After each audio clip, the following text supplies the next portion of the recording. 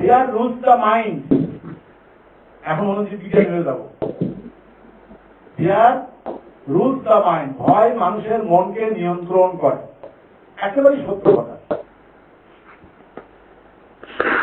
শ্যাওড়া গাছে ভূত আছে, তাই না? এই বলে ভয় দেখানো হতো। আসলে ভূত আছে? মনে করলে আছে, মনে না করলে নেই। যখন মনে করবে তখন রাত্রেবেলা শ্যাওড়া গাছে যেতে গেলে ভয় লাগবে, হার্টবিটটা বেড়ে যাবে। তাহলে অনুজীব বিজ্ঞান দিয়ে একটু বুঝাই এখন।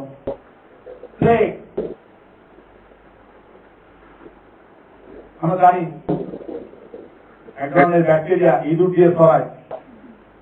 আমরা করোনা মহামারীর কথা জানি, আমরা ভুলে গেছি এখন। কিন্তু এই কয়েকদিন আগে ভুলে গেছি।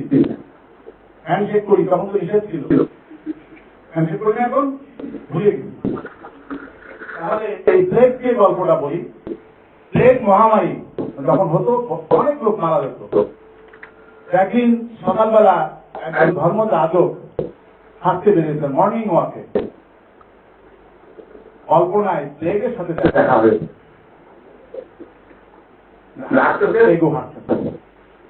ধর্মযাজক তো ভালো মানুষ, তার ভয়টা কম, প্লেগকে বড় করে একটা স্যালুট দিয়েছে, দিয়ে বলছে, ভাই প্লেগ কেমন আছো? বলে, হ্যাঁ ভালো আছি। তুমি এবার আসছো? হ্যাঁ আসছি। আসছো মানে মারতে আসছো? হ্যাঁ তা তো মারবই। কতজনকে মারবা? বলে বেশি না, 1000 সেই সময়ের কথা, কিন্তু লন্ডন শহরে বলতে 3000 মারবো। এই কথা বলতে বলতে আর বন্যায় দুইজন দুই দিকে চলে গেল। অনেকদিন পর আবার প্লেগের সাথে ধর্মযাজকের দেখা হয়েছে। আবার কুশল বিনিময়ে বড় শত্রুর বড় পিড়িটা দিতে হয়, সেটা জানো।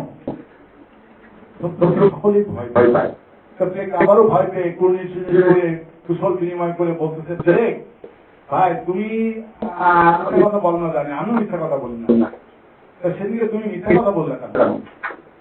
প্লেগ বলতেছে, কেন আমি মিথ্যা বলবো? মিথ্যা কথা বলি না। তো ধর্মযাজক সাহস করে বলতেছে, না মিথ্যা কথা বলেছে। বলে বলো কোথায় মিথ্যা কথা বলেছি?